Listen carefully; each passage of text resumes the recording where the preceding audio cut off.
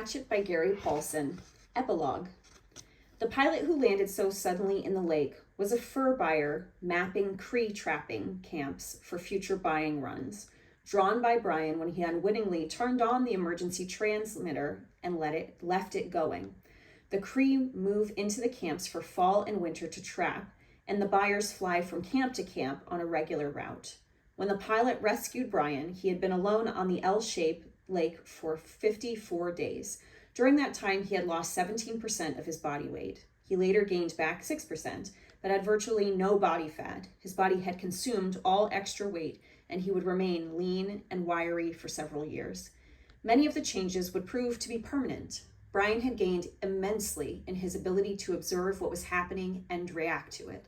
That would last him all his life. He had become more thoughtful as well, and from that time on, he would think slowly about something before speaking. Food, all food, even food he did not like, never lost its wonder for him. For years after his rescue, he would find himself stopping in grocery stores to just stare at the aisles of food, marveling at the quantity and the variety. There were so many questions in his mind about what he had seen and known, and he worked at research when he got back, identifying the game and berries. Gut cherries were termed choke cherries and made good jelly. The nut bushes where the fool birds hid were hazelnut bushes. The two kinds of rabbits were snowshoes and cottontails. The fool birds were ruffled grouse, also called fool hens by trappers for their stupidity. The small food fish were bluegills, sunfish, and perch. The turtle eggs were laid by a snapping turtle, as he had thought. The wolves were timber wolves, which are not known to attack or bother people. The moose was a moose.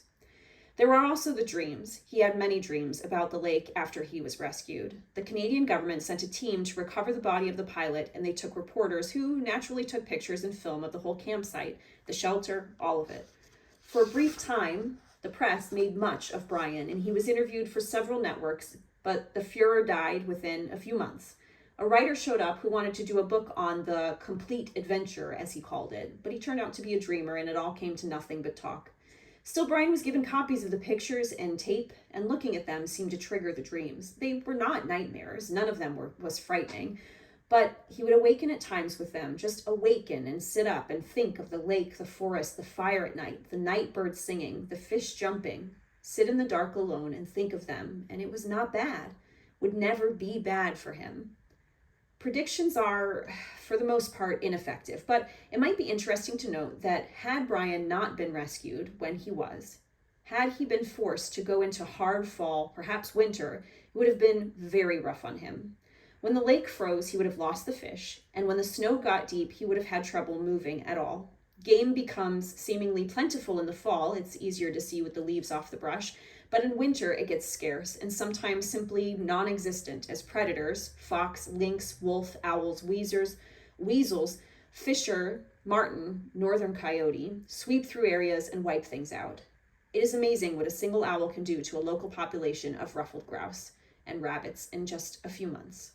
After the initial surprise and happiness from his parents at him being alive, for a week it looked as if they might actually get back together, things rapidly went back to normal. His father returned to the northern oil fields where Brian eventually visited him, and his mother stayed in the city, worked at her career in real estate, and continued to see the man in the station wagon. Brian tried several times to tell his father, came really close once to doing it, but in the end never said a word about the man or what he knew, the secret.